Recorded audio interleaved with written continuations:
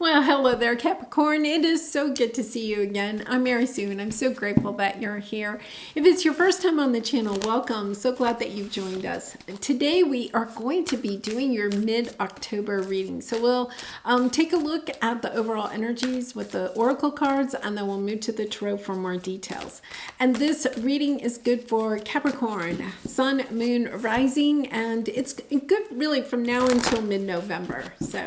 And if you're enjoying the content that I create or resonate with the message, I'd really appreciate it. If you would consider like, commenting, or subscribing, I really do appreciate all of your support. Oh my goodness. Okay, so we're getting into this. What a great start. Peacock spirit, let it shine. You know, just that energy of stepping into your light and letting it shine. Yeah, it's a second chance. I love this energy. I'm so excited for you, Capricorn, because, you know, you kind of had this energy coming in, and then the last couple of readings, it was almost like you had taken 2 steps forward and 3 steps back. And so I'm really excited for you because I feel as if you're really and truly stepping into, just this, it's the Phoenix Rising card. It's stepping into the energy of, okay, I can create the life that I want. And you know what? I'm going for it. You know, understanding just how beautiful, how bright, how loving you are, and putting it out there for the world. That not allowing your feathers to be ruffled anymore. And it's almost this energy of really putting spanning out your feather tail, your tail feathers, and letting it shine, you know, just not letting anything stop you. I really like that because, yeah, you really are. Oh my goodness. You are doing it. Okay, some of you are perhaps moving, or you are, it could be even moving can mean a lot of things. It could be moving cities, moving houses. It could be moving jobs. It could be, even moving or cleaning things out in your house, right? There's this sense of, I have to make a change, okay? If nothing else, I have to make a change. There's something that you are truly wanting to change. You're wanting this transformation to come in, and you're stepping into this energy of being really grateful. It's kind of like, okay, I see it now. I see my light. I'm grateful for everything that I've been through, and just really trying to, shake it up, you know, changing your mind. For some of you, you could be changing your mind. Yeah.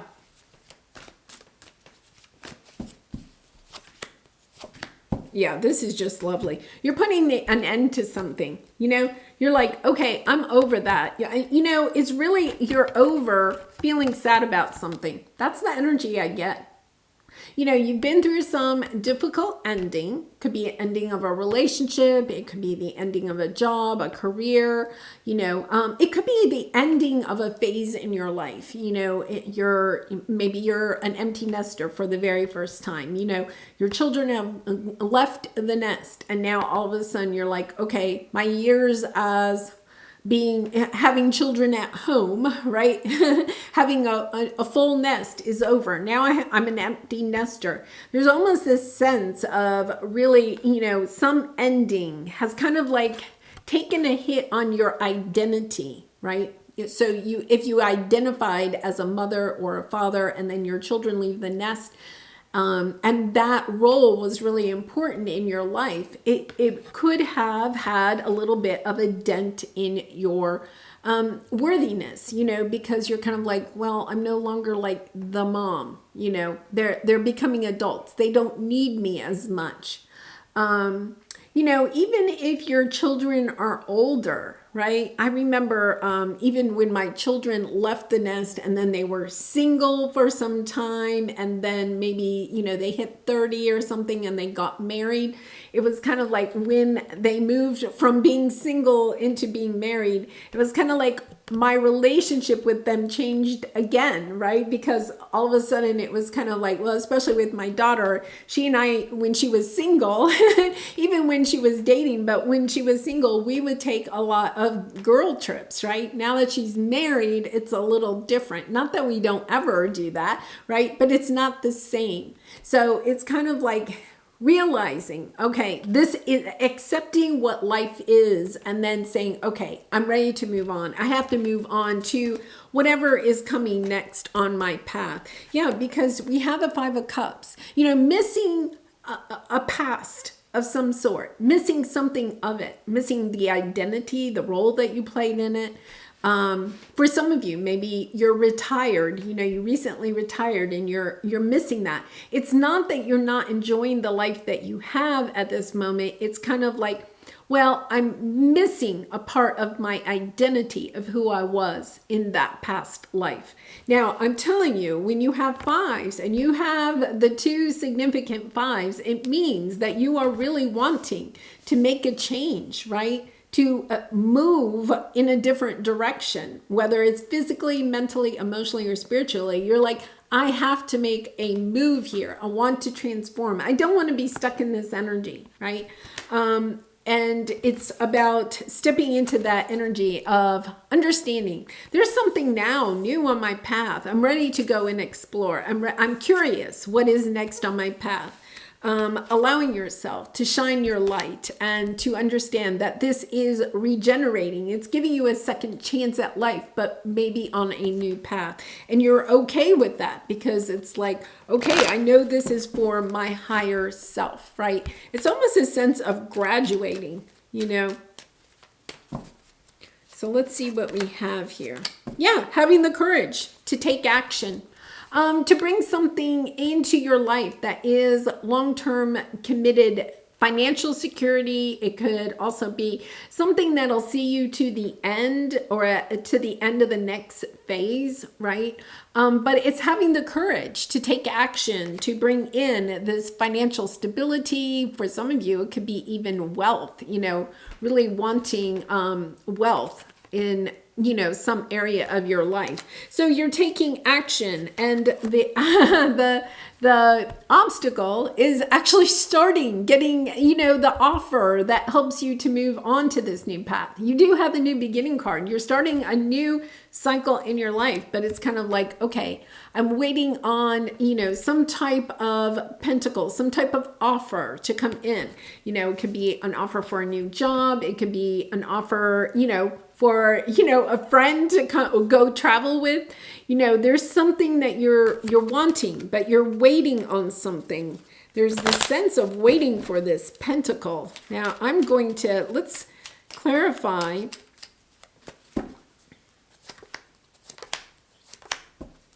Okay, so the energy here is you have the Five of Pentacles again. Am I worthy of what it is my heart truly desires? Because with the Five of Pentacles and the Queen of Cups knows her worth, right? She does not overgive. There's a sense that you're overgiving to the point where you're not able to have what it is that you truly want. So you're overgiving in time, energy, love. You could be overgiving your money. There's this sense that, hey, I have to make a change and I've got to make it quickly. With the Eight of Wands, it's taking action, understanding, now wait a minute, if I want this new beginning, if I want something for myself, a new phase that can bring me in financial stability, because here you have the Ten of Pentacles. This is what you're wanting. You need the Ace in order to get started here.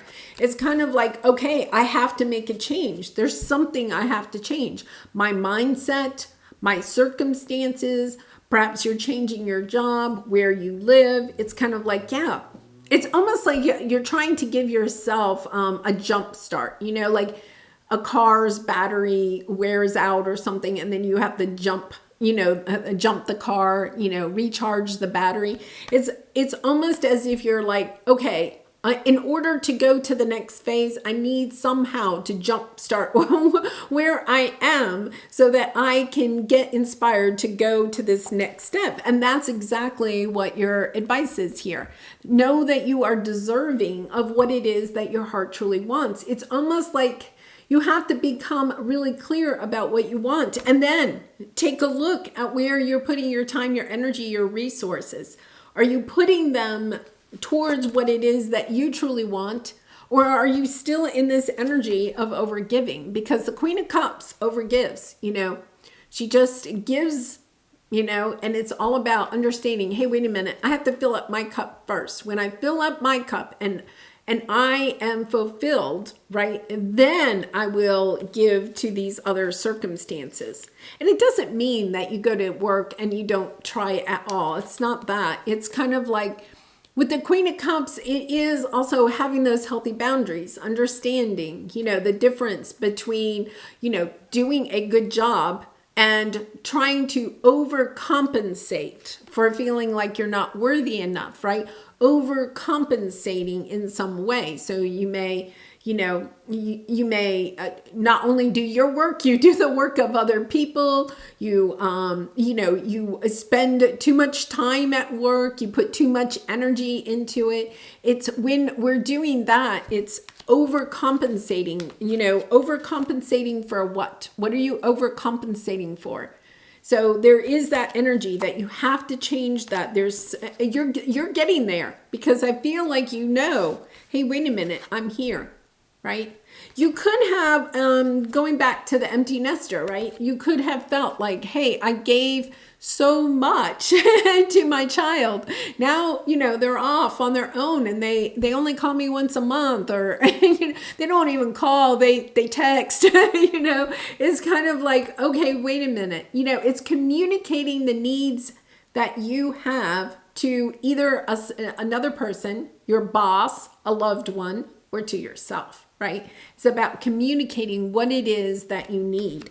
And knowing that, okay, when I do that, I'm stepping into this energy of letting others know that I know I'm worthy, deserving of what it is that I truly want, right? And not over giving anymore. I really love this energy. I really do. I feel, I have to say, Capricorn, I'm really, it's like this energy of, yeah, I'm going for it, and I like that, I really do. Yeah. After a long time, I think it's been, sometimes we have to do that. We have to go through this long period of overgiving or just, feeling like we're not getting back what it is that we really want in a situation. We have to do that to the point where it's kind of like, okay, that's it. I can't take anymore, right? And then we stand up and we speak up about what it is that we need. And then, it's kind of like, having that conversation. And if it doesn't go the way you want, I think you're getting in the mood to say, okay, well, that's fine. I got to go in a different direction. There's something important, I need something more than what I have here. Yeah, you're wanting to celebrate. King, yeah, this is really, really interesting. Okay, so here's your energy, Capricorn, right? We have your energy here. It's about understanding that there is something you have to detach from because the devil is being super attached to something. It's coming back to this, being super attached to the idea. There's something about your identity. You're identifying with some role in your life, whether it's wife, mother, husband, father, worker, a child, maybe you have an older parent, or a parent that is demanding a lot from you. There's this energy of, I need a healthy boundary here. This is not working for me. This is draining me, right? So understanding that you have to detach from something here's your Ace of Pentacles. The Ace of Pentacles comes in, and then you have the World card, right? So you step into this new world when you understand, okay, the reason I was in this past phase is to really help me step into this energy of having healthy boundaries, maybe even healthy boundaries with yourself. Like, these could be health, a health situation, the foods that you eat, the substances that, you're partaking in, devices, being on a device too long or something like that. It's kind of like stepping into this energy of understanding what is truly holding you back, right? And understanding that sometimes we eat or drink or, spend a lot of time on our devices because we're sad about something. It's kind of like, okay, wait a minute. I've done the healing with this, so why am I still stuck in this energy? and understanding it's time to go in a new direction. So you're looking at the past, you're healing it, you're understanding that the role that you somehow played, you have attached yourself to the identity perhaps of that, and that role, okay, is not who you are. You know, we put so much emphasis on what we do, and we attach our worthiness to what we do, okay, or how much we get paid. But that is not who you are. You're just stepping into this truth of understanding. I am not, you know, it's saying, you may say, if I say, Capricorn, what are you? You might say, oh, well, I'm a mother, you know. Oh, okay. But now your children have left the nest. So yes, you're still a mother, but not in the same capacity, right? That's why a lot of times when people retire or the children leave the nest, they're, okay, who am I, right? They go through that. Who am I? So it's stepping into, okay, that is part of, that is a role that I played. Who I truly am is love, is joy, is happiness, is light, right? And when we go to there about thinking about, you know, who we are as adjectives, think of yourself as adjectives, right? Instead of nouns, right? Like mother, teacher, you know, father. Then you're stepping into this truth of you've never really left yourself.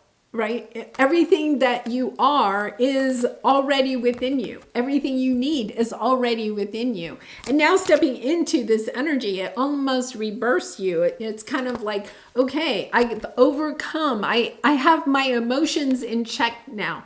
Because when we sit there and we say, I am happiness, I am joy, I am creativity, I am prosperity, whatever you want to sit in, right? You're sitting in that. That never can leave. If you say, I am a mother, right? And then that role leaves, then you feel loss. You feel like you've lost yourself.